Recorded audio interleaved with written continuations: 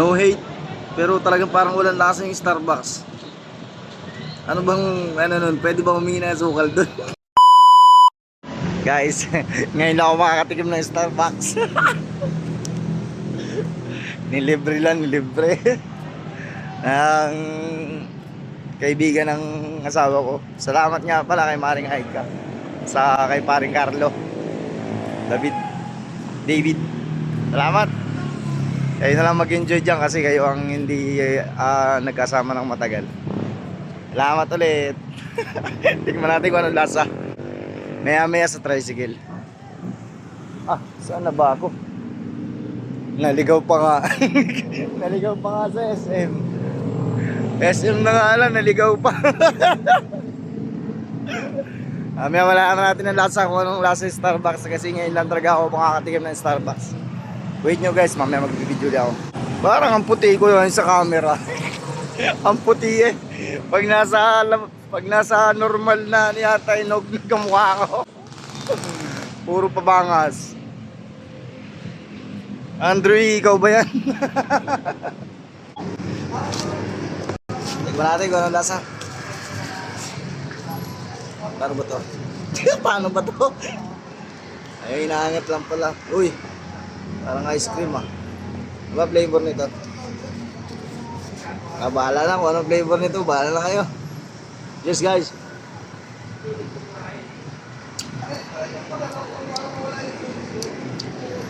Parang gatas lang. Walang lasang asukal.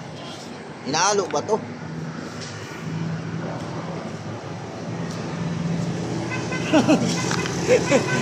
Hinalo ba to guys? Nasa yung nalaglag yung straw. Nalaglag yung straw.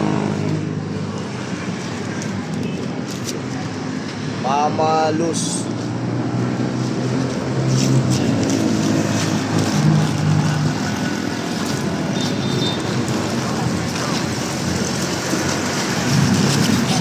Sabi huwag ka magkakalat.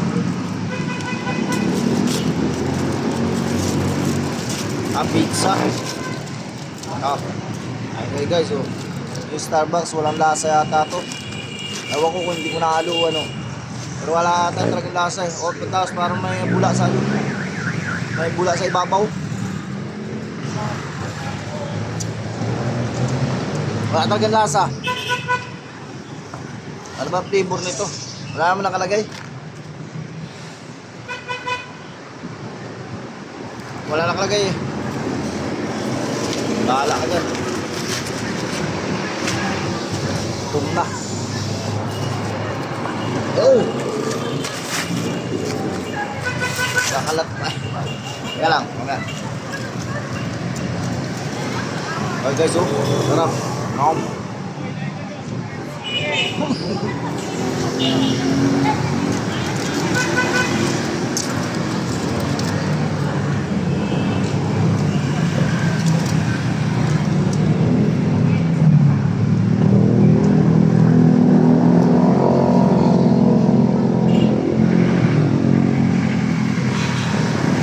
Mangga.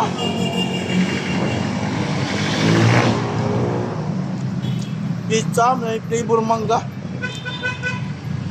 Klase na rin. Salamat.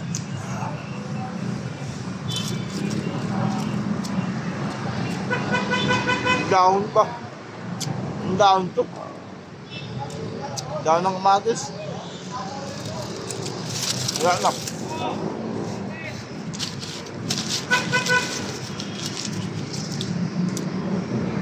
Wala talagang lasa.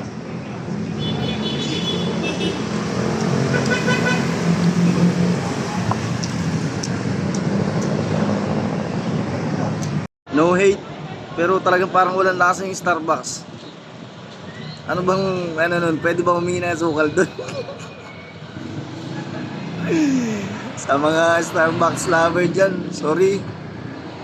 I-reveal ko lang talaga walang lasa. Pero kung halimbawa, pwede bang humingi ng asukal dun? Padadagdagan para medyo matamis naman. Wala eh, walang lasa-lasa. Parang gatas at kape.